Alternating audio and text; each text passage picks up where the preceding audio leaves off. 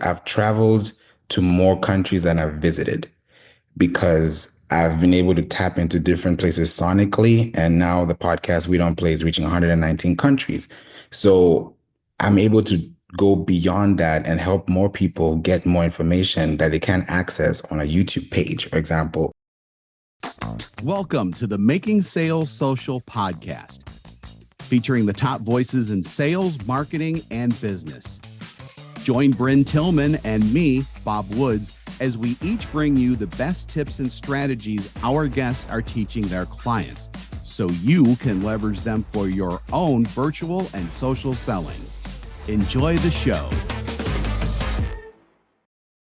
Favour Obasi joins us today. He is an SEO maven, and I never use that term lightly, so you know it is in fact the case, as well as a business consultant and host of the We Don't Play podcast, which is in the top 3% globally with more than 400 episodes. Two numbers that I hope that we reach pretty soon too, because we're top 5 and we're about 350 right now.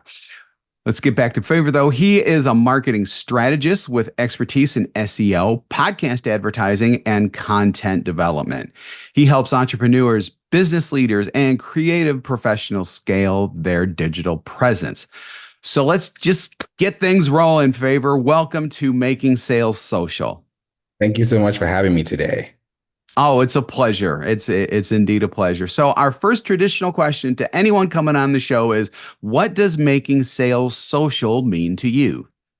I love this question, Bob. Social sales for me is, I break it down into two parts. Social is people, community. Sales is where you get community to buy the products. So you can't sell a product without a community. There are so many communities out there that have products that are doing well and others that may not be doing as well because of the PR. So if you want your social to sell, then you have to think about the value that you're offering as an exchange of value. And I call them content upgrades because everybody does content, but if it's a content upgrade, then that requires me to get your information, which is first party data. So that allows me to have a deeper connection, and that leads me closer to the sale than it just being social. That's a really neat way to look at it, because we do talk about community and especially providing value to the community. So in other words, one of our favorite phrases is, talk about what your community, and I'll put it in your phrasing, talk about what your community wants to hear, not what you want to talk about. Because if you talk about stuff you want to talk about, chances are pretty good that that's not the stuff that the community wants to actually hear in terms of helping them with whatever problem that they may be approaching you socially about. Correct. Exactly. The connections are so major because when you start looking at the big picture and asking yourself where these people are coming from and where they're going to, they all have different starting points. So you can't think about somebody who signed up to your list 2 years ago with the same person who signed up 2 minutes ago. So there has to be that flow of consistency that everybody knows what we're here for, just like we all go to the same school. We all know the motto. That's the same way it should be when you connect with businesses on a day-to-day basis. That's absolutely brilliant. So I can tell that you've been in digital marketing and SEO. You've been in it for over a decade now. What sparked your interest in SEO, especially a decade ago, and as well as digital marketing? And how did that evolve into launching your two businesses, which are Work and Play Entertainment and Fine Africa Media? Yes, these are passions that, turn into businesses because a little bit about me, I have a background in entertainment business and I'm also a self drummer. So I've been very much in the music industry as a songwriter, into business, understanding licensing on royalties, entertainment and the showbiz. So I decided, why not take that information from music and morph it into actual business relationships with people? And I even thought about doing an alter ego from my music because music is beats and bars and podcast is conversation. So I said, why not be on the other side? Since I'm still working with microphones and, compressors and all this stuff, let me just connect with people on a one-to-one conversation, which actually makes more sense, which allows them to now be more interested in what I offer. So I started off that way. And then around, 2014, I said, okay, it's time to really take this to the next level, because in 2011, when I was doing my undergrad program in, communications and media, and I was also, a minor in peace and conflict, I remember the lecturer asked me in my freshman year, and she asked the class, she said, hey, what do you want to be when you grow up? That's a big question everybody has: a dentist, a lawyer, all the great Yeah. stuff in life. And I said, I want to be a multinational, impactful person by having a multinational company, but using internet radio. At the time, internet radio, audio blogging was the name. So, Yeah. you Yeah. I would normally say that's oddly specific, but actually it's not oddly specific. It's more looking into the future. And I mean, you really had even back then a really good feeling on where things were going, it seems like. Yeah, I was really looking at it from that futuristic standpoint, because I'm very futuristic with my thinking. And it got me thinking a little bit deeper into, how do I connect with people? And I always say this: I've traveled to more countries than I've visited, because I've been able to tap into different places sonically. And now the podcast We Don't Play is reaching 119 countries. So I'm able to go beyond that and help more people get more information that they can access on a YouTube page, for example. So Right. that specificity with SEO and search intent is why I was very passionate about it. And SEO was pretty much the vehicle, but I already had the foundation layered with the music.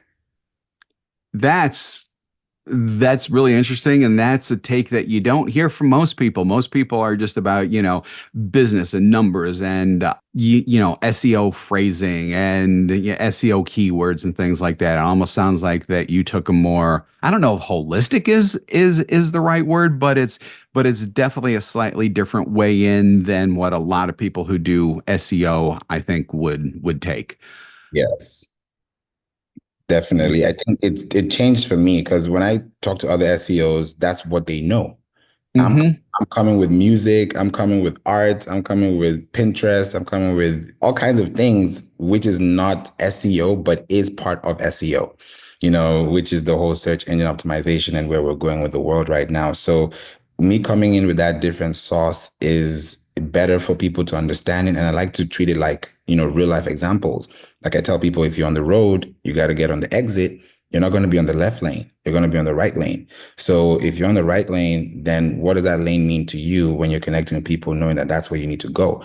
So if SEO is where you're driving traffic through, then how does that traffic flow affect the people that are within those, traffic bases? So that's what we're able to cover and demystify that. Yeah. Yeah. Unless you're in the UK or places like that, and just flip those lanes around and it's still the Right. same.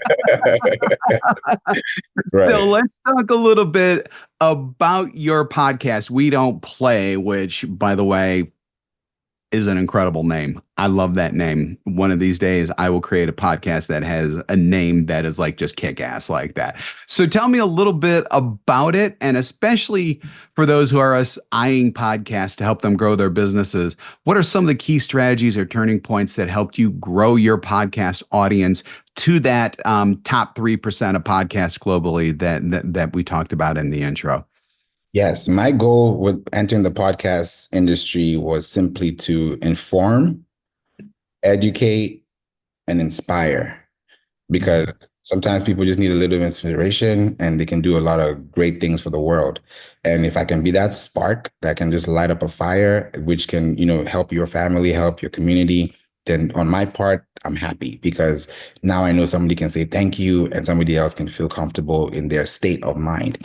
So for me, podcasting was an branching factor that allowed me to go beyond just the audio piece, because I realized that if I'm going to be podcasting and connecting with people at scale, then there needs to be a medium. I need a vehicle. So that vehicle was a podcast. And I said, okay, this is where we need to go and this is what we need to do, especially for the business, because I was looking at it as scaling. If you want to scale as a business, the more business you have means the more people you connect with. So how can I connect with more people if I don't get more business? So I had to reverse engineer that process and say, okay, in 2019, August 12th, I said, I'm going to kick this off. This is right before the pandemic. I was like, I Yeah. you know, my mind Yeah. my mind was set. Something said, "Hey, it's time to go." And I'm faith-based. I'm a Christian, So Mhm. I had this instinct in me, like Holy Spirit was like, "Hey, just start this thing now. You don't know what's going to happen." And I kicked it off a few episodes, and I also leveraged LinkedIn too, because LinkedIn is also one of the greatest sources for podcasting. I don't know if a lot of people know this, Yes. but if you have a LinkedIn company profile, you can actually connect your RSS feed, which can automatically push notifications to your connections. So if you're doing those things by RSS feeding, which is really simple syndication, and you're creating those expansions with people, then the right people will find you if you're talking about the right things. If I like gardening and you like gardening, we're going to talk about it. If you don't like gardening, then that episode is going to swipe away. So it has to contextually make sense. And that's what really made me become a podcaster at scale. Yeah, that's really cool. And also just another quick tip that literally came into my mind.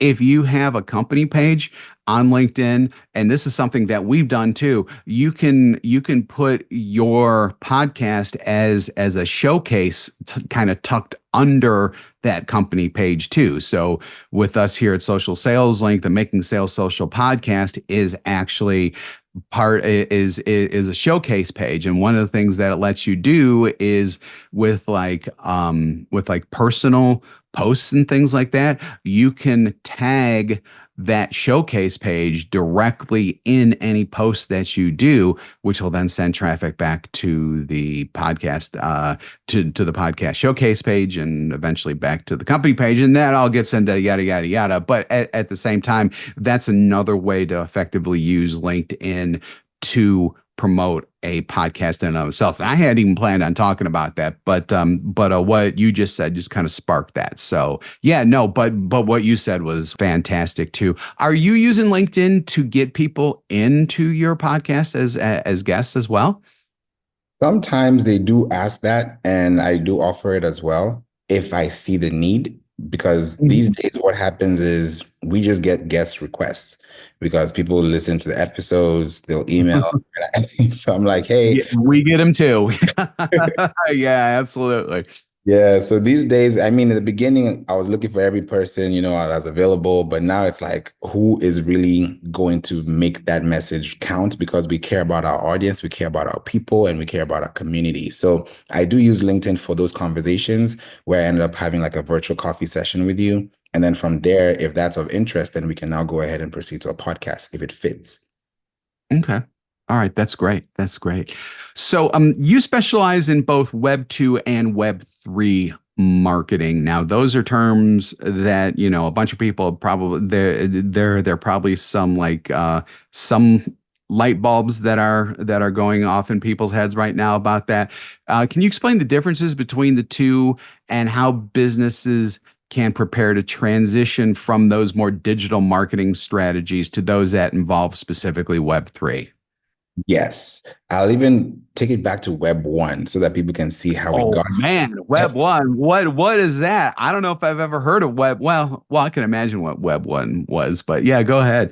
Yeah, like the back in the day, the AOLs, the MSNs, the Yahoo. Back in the day, you could only read. You couldn't really Yeah, write. It's just readable content. right. Uh, Yeah, that's OG. really OG.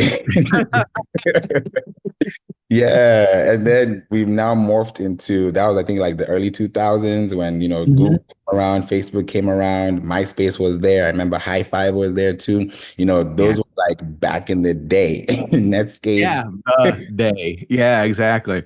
Yeah, you could read and write. That's why on Facebook it says what's on your mind. You can write what's on your mind. It Mhm. was that literal when it came to writing on web. And now with Web3, we can read, write, and own. So now when we're thinking about owning, just like Facebook.com is owned by Facebook Inc., you can also own Mhm. your website by your own incorporation using Web3 now because you can actually own that data. So the owning is not just in the domain but in the cryptocurrency, in the digital wallet currency, because you can have a domain, and I'll give you guys a platform to think about. It's called freename.io.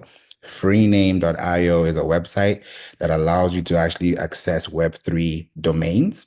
And that allows you to even pay it early now because it's still untapped. So it's still kind of like unsaturated. So not the prices are not high. It's like back in Facebook when you could spend $1 and make five because you Yeah, know. those were the days. Yeah. Yeah, so now it's getting more and more complicated. So if you have a domain in Web2 on GoDaddy or Namecheap or anywhere you get your domains from, also get that same security and acquire a domain on Web3 servers so that when you're now moving over to those servers and you're owning data, whether it's articles, books, podcasts, you're sharing files, you're distributing, you have a source file and you have a source point. I know it's a little bit technical, but at least Yeah. start with getting your domain and also reading more about it because we're getting to that time that you have to own your data more importantly than ever because first party data is important, especially with the release of no cookies, GDPR, being compliant. So you want to make sure that your business is also not on the edge. Yeah, and also AI, which we're going to be getting into that as well. But we hadn't talked about that before, but let's talk real quick about Web3 and AI, especially because AI is, one of the things about it is that it is a data monster. It gobbles up data like you wouldn't believe. What is the intersection that you see between Web3 and AI? And I guess how can companies protect themselves Yeah. with AI? Yeah, right now the best time to be online is now because and I would say this in the point of your website, because a lot of companies, small business owners, what I've been seeing over the decade is like you would have a business, you have an Instagram post, you tell everyone to click the link in your bio, it takes you to a link tree, and then it takes you to a web page you don't even own. So Right, you're losing data, you're losing equity, you're losing leverage, and there are four types of data. There's zero party data, first party data, second party data, and third party data. Zero party data is me and you, we get to meet at a networking event, no funnel, no filter, just exchange contacts, contact cards, LinkedIn as well. That's zero party. First party is out of consent. You have a pop-up on your page and you get that. Second party is you have analytics from LinkedIn, from TikTok. Those are analytics that you can see, but you don't own the rights. You don't own the property. You don't own the data. right. And third parties like your Wikipedia, your Crunchbase, your news reporters, Yeah. those are things to look out for. So if you leverage all those four parties together, then you can really have a strong business online because that is the information AI is going to get into. AI is going to Right. scrub those citations. They're going to scrub those data fields. So if you're not in those areas, how contextual can you be in relation to what the search intent is? So the goal is to make sure that you're in those fields by connecting your website to the Google Search Console, which is what we do when we handle SEO services for clients. We make sure that you're seen, you have a heat map, because those allowing you to really know exactly what kind of share voice you have. There's Alexa, there's Siri. How do you get into those voice search platforms when people are searching for you? So when you're thinking about the long-term effect right now with AI, the first base is to use your website and actually control quality content, distribute it so that when AI is looking for suggestions, you're part of that bucket list, you're part of that listing. And that way, the more results you're giving AI, the more pages you're contextually giving it, the faster you're able to show up because AI is only going to respond to who's available, and the what Yeah. data. So it shouldn't be hard. It should just be the quality of work you're putting into the data files. Yeah. So one of my questions was what was going to be what key trends do you see impacting SEO in 2024 and 2025? And it sounds to me that AI is going to be one of if probably not the biggest thing out there, especially as people start to use AI directly as search. With OpenAI, one of these days coming out with its search AI, or I forget exactly what it's going to be called, but and then Google is now serving up AI generated content as part of its results, and everybody's going AI. Hell, we're going AI. Everyone's going AI. Is that probably going to be the biggest thing that people need to be concerned about when it comes to SEO, or are there other things out there as well? There are three layers that are huge for AI that people have to consider. The Okay. first First one is the file name, because when you have a file name, that file name is a root directory that you're uploading to a server. So if you're applying SEO correctly, those key phrases need to be within those JPEG or PNG files or even PDFs. On LinkedIn, you have to be very specific with how you write those things to get more, results later. The second thing is accessibility. The alt text, alternative text. You have to Mm, about having those things that contextually for screen reading, for AI compatibility. You don't want to leave it blank, because if you leave it blank, they're going to autocomplete it and it may be the wrong information, which can give you skewed data, which leads to high bounce rates, which leads to terrible performance. So it's like a brick of layers, like a domino effect. You have to make sure that the base is right, the house is in order before you yeah. invite it in. So looking at those factors are very important to see. And then the third thing is the size, because the file size matters. If you're sending an email, if you're uploading an image, people have different services, people have different networks. So you can't be uploading a 3 megabyte image for somebody who has 3G or 4G service. You have to be you have to think about those people too. So those are major things to look out for. And right now, what's trending is AI images that are on your blogs, on your articles, because Hmm. you more power to actually have screen time, reading time, and more overall activity, that you can connect the dots. One of the things that we'd use, which we've told people transparently, is even for our episodes for the We Don't Play podcast show, the ones that have just episodes that are talking about specific topics, we use AI images if we're not having like an actual guest, because those images, they are like covers. When your favorite music cover, your favorite artist has a nice page, Yeah. YouTube TV, you can see how it looks on the screen. It actually makes you want to listen to it more. That's the same thing with AI now. And we use a platform called ideogram.io. And that's a platform that you can check out and use to make sure that your AI is also responsive, it's custom built, and it's not stocky, because you also want to have an AI representative of your brand that also speaks volumes for your business based on your colors, based on your styles, and also based on your messaging. So don't just use AI because it's there. Use it because you want to enhance the experience for the user.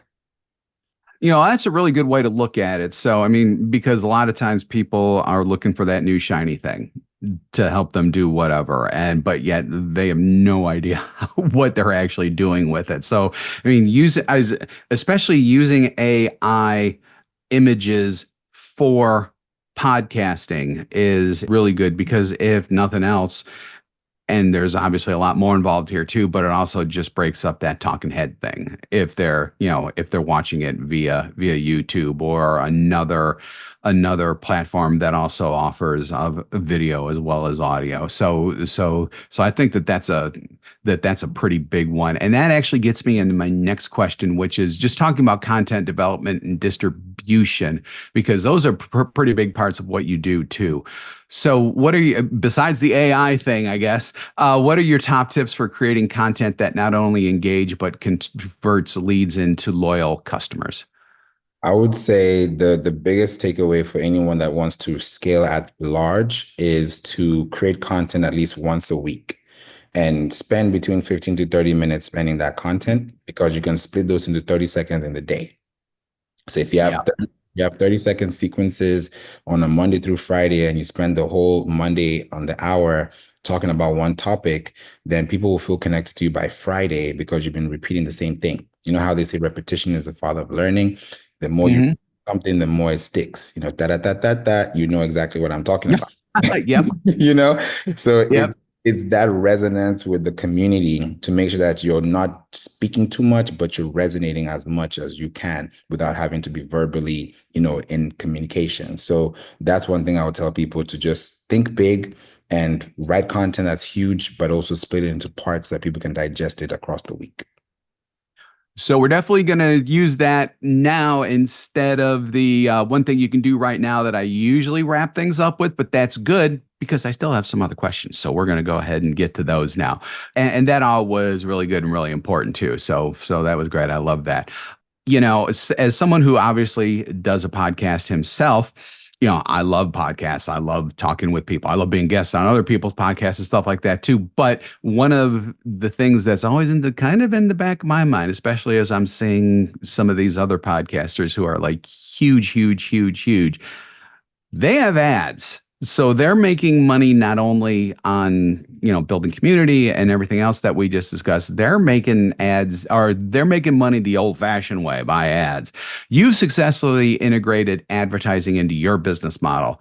What advice would you give to podcasters looking to monetize their shows effectively, especially without compromising their content or audience trust?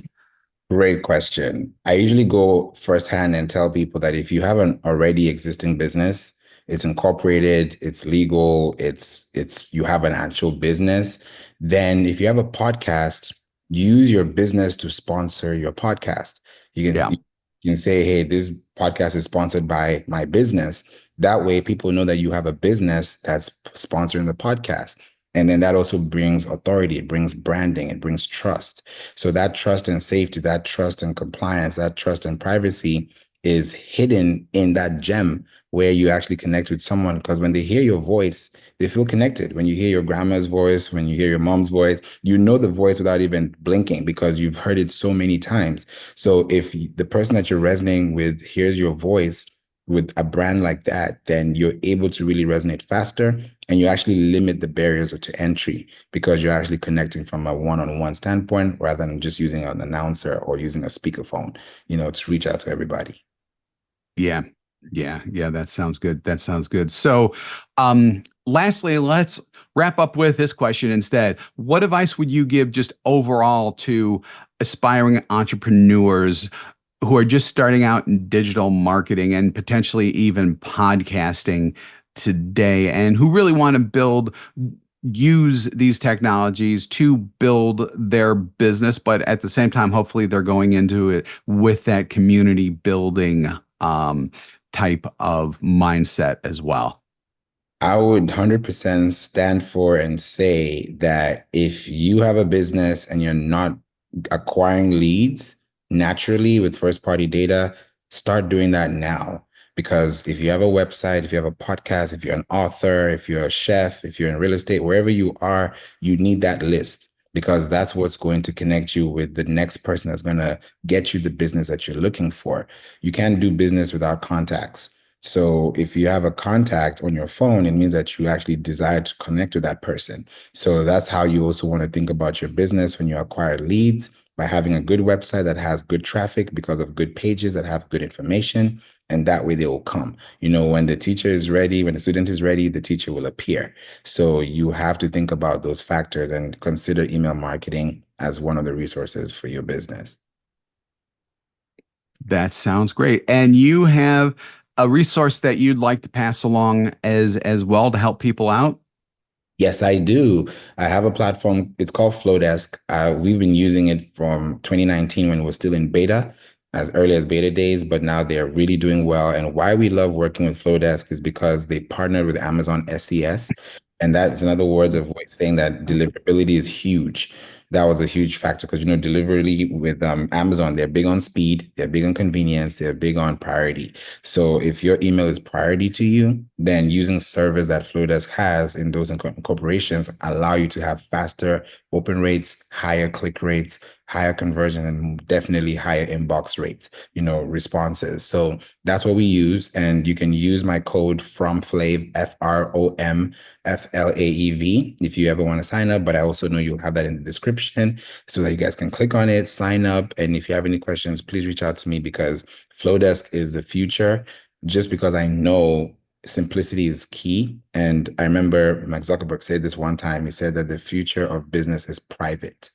So if you want to have Ooh, private conversations, think about the emails that you're connecting with. ooh, I like that. That's almost a t-shirt quote. That was really good. Like that one a lot. Like that one a lot. So SEO maven, business consultant, and podcast host, Favour Obasi. Thank you so much for joining us today. This was a fantastic conversation. Appreciate your time and you sharing some of your expertise with us. Thank you so much for having me, Bob. I really appreciate you for having me on the show today. Oh, sure, sure. No worries at all. And thank you for joining us and streaming this episode of Making Sales Social. So remember, when you're out and about this week, be sure to make your sales social. Don't miss an episode. Visit socialsaleslink.com/podcast. Leave a review down below. Tell us what you think, what you learned, and what you want to hear from us next. Register for free resources at linkedinlibrary.com. You can also listen to us on Apple Podcasts, Spotify, and Google Play. Visit our website, socialsaleslink.com, for more information.